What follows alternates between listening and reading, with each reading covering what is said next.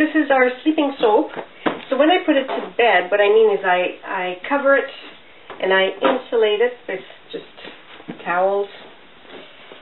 You can use blankets. I cover it with just a piece of foam,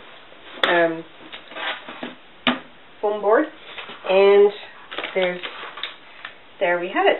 You can notice that it's quite a bit darker than when we made it because it gelled. Because of the insulation, it gets nice and hot, and it's still a little bit warm, but it's ready. It's ready to come out. So I'm going to clean up a little bit and bring you back when it's time to take it out of the mold.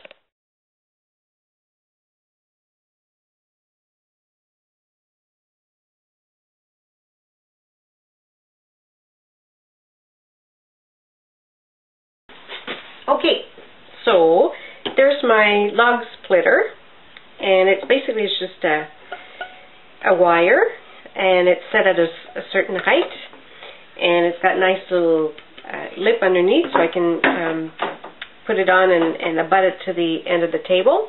And then when I just pass the slab through here, and it just ends up on this side, and it splits it. And I add this board so that it doesn't just then dip down, so it can just slide straight. So now the trick is to not drop the slab. I'm going to pick it up.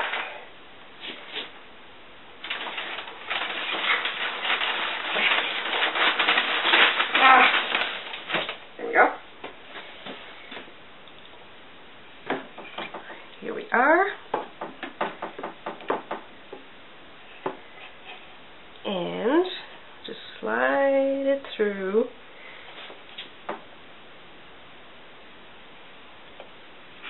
Yeah, see?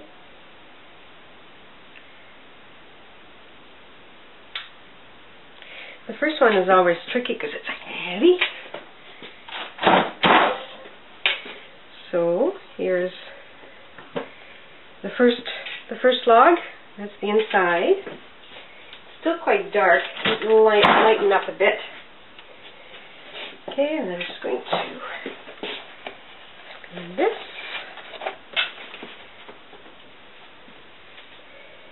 Okay, next.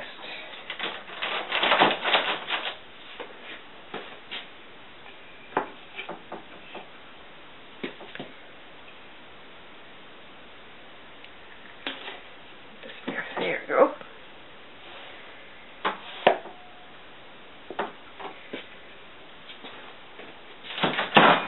Log number 2,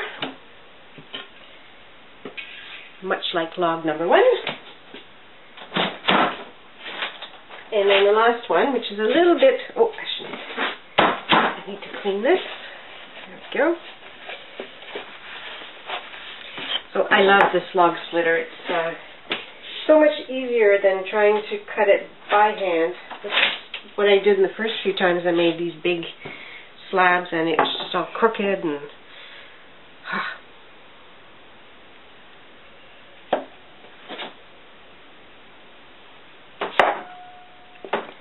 okay, so now we got a little slice off the top.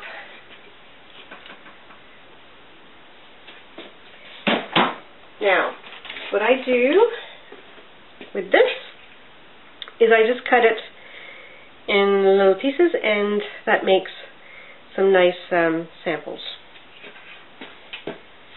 Okay, so I will get rid of this and get the other cutter out. Okay. So, alright, so we've got bar number 1, and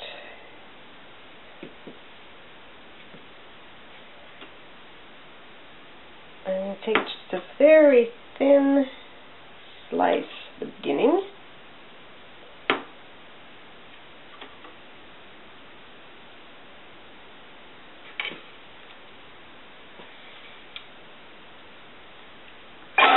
Look! It fell off. so let's have a look inside. Okay, so that's kind of boring. That's better. Now it's quite dark inside. It will lighten up once it starts to dry out a bit. So some interesting swirlies in there, and lots of glycerin rivers. I don't know if you can see. There's these lines. They're like almost like cracks. They're glycerin rivers. So when the soap gets very hot, and some colorants make it more obvious than others, the glycerin kind of separates out a little bit and makes these patterns. So again, it's a cosmetic thing, and it just makes it interesting looking. There's a good blog about Auntie Clara's, I think Auntie Clara's soap blog, where she's done some experiments to figure out if the water concentration has anything to do with it. This is an interesting one. And she found that the less water you have in your soap, the less glycerin rivers you have. So if you do a water discount, it tends to behave better and not have glycerin rivers. I usually use full water pretty much all the time.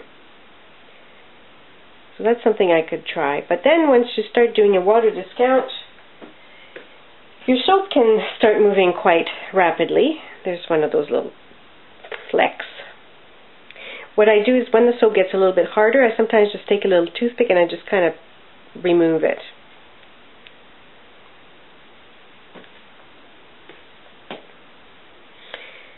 So pretty much all the same in there. There you go. So I'm going, where am I? Oh. Sometimes I have paper towels and they disappear. I swear they disappear. Put them on the counter and they're gone.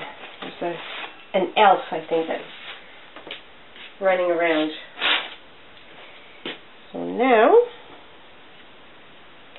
I should have another tiny, oh, my last bar is going to be a bit short.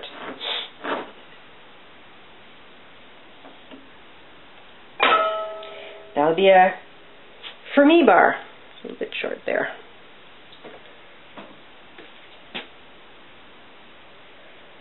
There you go. So some of them are a bit boring. Others are a little bit more interesting.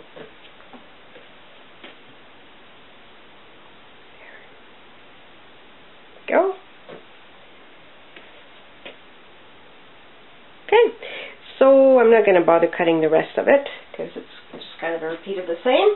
But there you go. You have an idea of what it looks like when you make a bigger batch and the different things that you have to do to cut it. So there it is, all cut out, or cut up, I should say. There and there. My lighting is kind of funky. But they're standing there at attention.